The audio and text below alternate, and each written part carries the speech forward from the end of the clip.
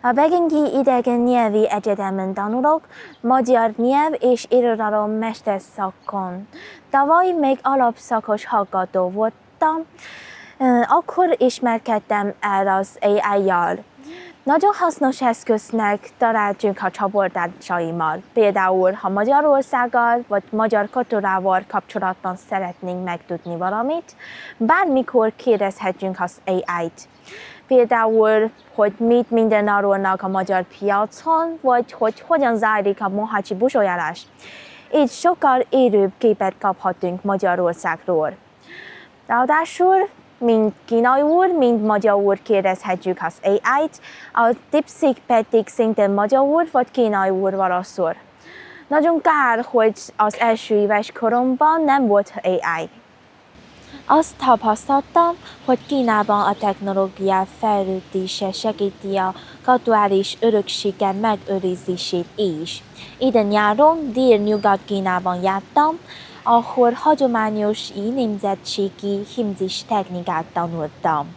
Ott láttam, hogy az hímzőmesterek és informatikusok közös munkával létrehoztak egy digitális platformot.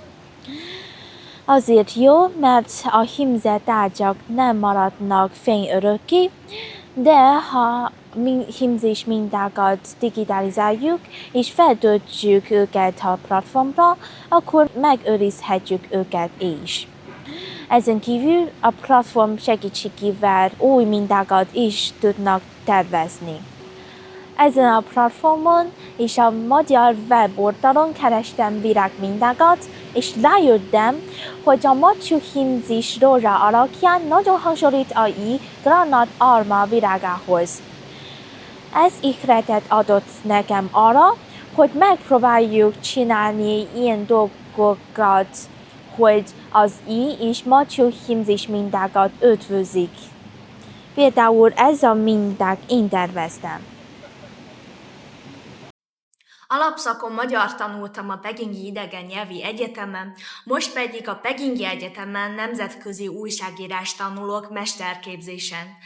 Ez egy elég nagy váltás, ezért eleinte minden nagyon nehéz volt, de az AI sokat segített.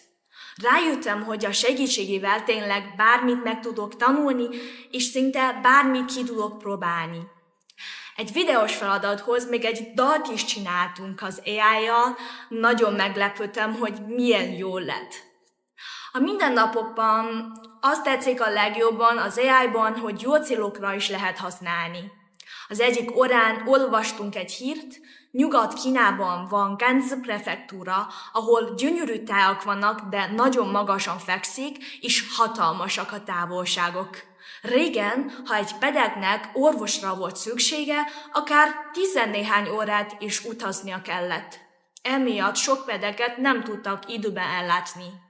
Ma viszont a Tsinghua Egyetem által kifejlesztett AI rendszer pár másodperc alatt továbbítja a pedagógus adatait a távgyógyászati platformra, az orvosok pedig azonnal megállapítják a teendőket.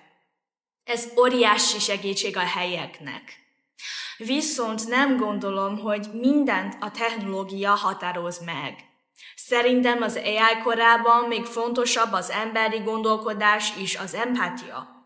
Az AI rengeteg tartalmat gyárt, de az újságírás lényege az, hogy emberekkel beszélgetünk, történeteket keresünk, és olyasmit találunk, ami tényleg megérinti az embereket. Manapság egyre több AI-jal készült tartalom van, és egyre nehezebb megkülönböztetni a hamis információkat a valóstól. És sok vita van arról is, hogy kié a szerzői joga az AI által készült tartalmak esetén. Úgy gondolom, hogy Kínában folyamatosan finomodnak majd a szabályok ezen a téren. Remélem, hogy az AI a jövőben valóban az embereket fogja szolgálni, és több kényelmet és meglepetést fog hozni az életünkbe.